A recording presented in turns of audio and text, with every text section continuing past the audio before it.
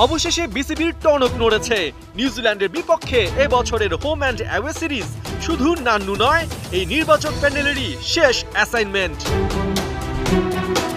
প্রশ্ন উঠেছে, তাহলে নান্নুর জায়গায় কে হচ্ছে? এর আগে আমি জানিয়েছিলাম যে মিনহাজুল আবেদিন নান্নুর চাকরিচ্যুত হয়েছে। ক্রিকেট জনতা, গণমাধ্যম হাথুরু সিংহেকে আর এক মুহূর্ত দেখতে না চাইলেও বাস্তবতা হলো যে কোনো ডিভোর্সের মতো এটাও অত্যন্ত জটিল প্রক্রিয়া। প্রতি মাসে পারিশ্রমিক। আসসালামু আলাইকুম সুপ্রিয় দর্শক বন্ধুরা, অবশেষে বাংলাদেশ ক্রিকেট ভক্তদের জন্য কিছুটা হলেও সুসংবাদ এসেছে। দর্শক বন্ধুরা, এবার নির্বাচক নান্নুর পদত্যাগ প্রায় নিশ্চিত হয়ে গিয়েছে এবং সেই সাথে সেই জায়গায় নতুন কে আসছেন আর সেই সকল বিষয়গুলোকে কেন্দ্র করে এবার বেশ কিছু তথ্য বেরিয়ে আসলো। দর্শক বন্ধুরা, এবার সেই সকল বিষয়গুলোকে কেন্দ্র করে আপনাদের মাঝে অত্যন্ত চমৎকার কিছু প্রতিবেদন তুলে ধরেছি। আপনারা সেই প্রতিবেদনগুলো দেখলে অবশ্যই বুঝতে পারবেন তাহলে নান্নুর জায়গায় কে আসছে।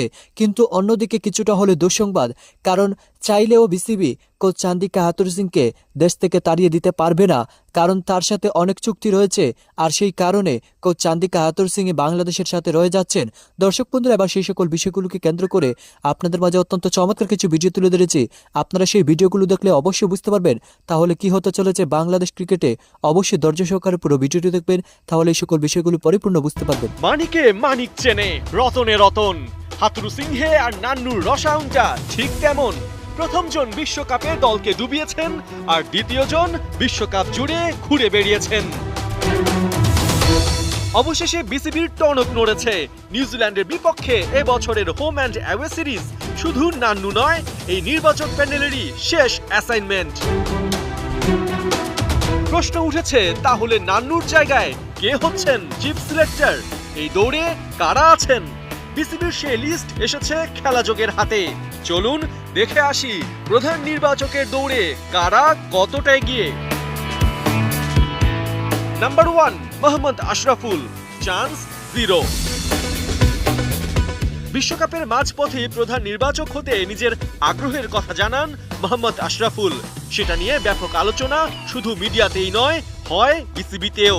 তবে ভেতরের খবর, আশরাফুলের অতীতের সাথে ফিক্সিং ইস্যু জড়িয়ে থাকায় এই পদে তার কোনো সুযোগই দেখছে না ক্রিকেট বোর্ড। নাম্বার 2, আতার আলী খান, চান্স 0। প্রধান নির্বাচক হিসেবে বাংলাদেশের সাবেক এই অধিনায়কের নাম উচ্চারিত হয়েছিল বিসিবির অন্দরমহলে, কিন্তু আতার আলী জানিয়ে দিয়েছেন কমেন্ট্রি ছেড়ে বিসিবির চাকরিতে আগ্রহী নন তিনি। Number 3, Gazi Ashraf Hossain Lipu, chance 0। শুধু জাতীয় দলের সাবেক অধিনায়কই নন, গাজী আশরাফ এক সময়ের বিসিবির বোর্ড ডিরেক্টর। তাই অমন উঁচু পদে থেকে এখন বিসিবির অধীনে চাকরি করার কোনো সুযোগই দেখছেন না এই সাবেক ক্রিকেটার। নাম্বার 4, ফারুক আহমেদ, তারও চান্স 0। 2016 সালে প্রধান নির্বাচকের পদ থেকে ফারুক আহমেদের পদত্যাগের প্রক্রিয়াটি এখনো ভুলতে পারেনি বিসিবি। ফারুক আহমেদের আপোষহীন মনোভাব, হাতুরুর সাথে তার বিবাদ, সব মিলিয়ে পুরনো পদে ভাবা হচ্ছে না তাকে। Number 5, Rakibul Hasan, chance 10%। রকিবুল হাসান বর্তমানে বিসিবির চিফ ম্যাচ রেফারি। তারপরেও নানা সময় আপত্তিজনক মন্তব্যে বোর্ড পরিচালকদের কাছে আস্থার পাত্র নন সাবেক এই অধিনায়ক। প্রেসিডেন্ট বাদে বিসিবির 90% পরিচালকের গুড বুকে নেই mister Rakibul Hasan. Number 6, Khaled Masud pilot, chance 10%। Khaled Masud বর্তমানে একটি বাণিজ্যিক প্রতিষ্ঠানের ক্রিকেট টুর্নামেন্টের সাথে জড়িত।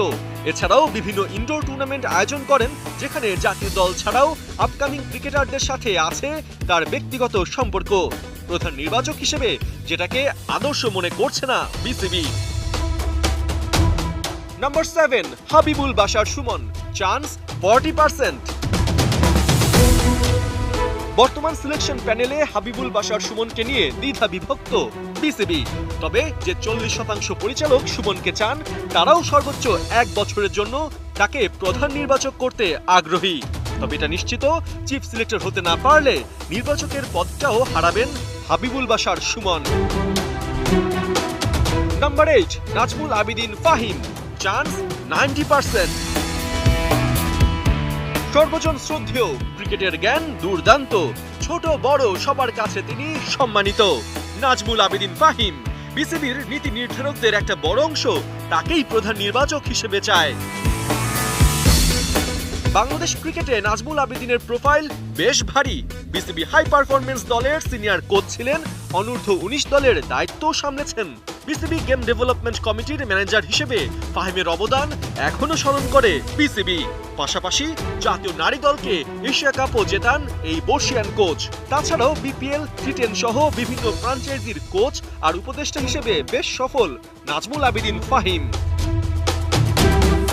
তবে প্রধান নির্বাচক হিসেবে ফাহিমের বিপক্ষেও আছে কয়েকজন, যাদের মূল পয়েন্ট হাইয়েস্ট লেভেলে তো কখনো ক্রিকেট খেলেননি ফাহিম। তবে যার এত গুণ সেগুলোর সামনে এই একটা ইস্যু যে ধোপে টিকবে না, সেটাও মানছেন ফাহিমের বিপক্ষ দল। পাশাপাশি বিশ্বকাপ চলাকালীন বিকেএসপির চাকরিও ছেড়ে দিয়েছেন নাজমুল আবেদিন। দুয়ে দুয়ে অনেকেই মেলাচ্ছেন চার। তবে কি বিসিবির গ্রিন সিগন্যাল পেয়েই এমন সিদ্ধান্ত তার? এখন প্রশ্ন, নাজমুল আবেদিন ফাহিম প্রধান নির্বাচক হলে তার অধীনে কারা হবেন নির্বাচক? এই লিস্টে আছেন বয়সভিত্তিক দলের দুই সিলেক্টর হান্নান সরকার আর হাসিবুল হোসেন শান্ত। সাথে আছেন আরেকজন। কত কিছু ঘটে এবং সব এক্সক্লুসিভ নিউজগুলো আপনারা পাবেন ফ্রম দ্য রিয়াসাত আজিম। দুদিন আগে আমি জানিয়েছিলাম যে মিনহাজুল আবেদিন নান্নুর চাকরি সুতোয় ঝুলছে, হাবিবুল বাশার সুমন আন্ডার ডেঞ্জার। এর পরবর্তী সময় আমরা দেখেছি বিভিন্ন গণমাধ্যম সেই নিউজটাই করেছে, বাট আমাদের পরে একই তথ্য ক্যাপ্টেন্সি নিয়ে নাজমুল হোসেন শান্ত এবং মেহেদী হাসান মিরাজের মধ্যে কে এগিয়ে তথ্য দিয়েছিলাম। হাথুরু সিংহকে তলব করা হয়েছে বাংলাদেশে জরুরি ভিত্তিতে।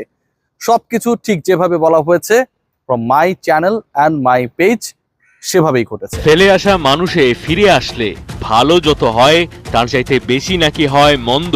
হাথুরু সিং এর সাথে বাংলাদেশ ক্রিকেটের আজ আবার সেই পথের দেখা হয়ে গেলর উপাখ্যান এখন সত্যিকার অর্থে এক ভয়াবহ বিপর্যয়ের প্রতিশব্দ। ফেব্রুয়ারিতে সংসার পাতা হয়েছিল বছর দুইয়ের, উদ্ভট সব পরীক্ষা নিরীক্ষা, তার স্বভাবজাত কুখ্যাত স্বৈরাচারী মাস্টার স্ট্রোক।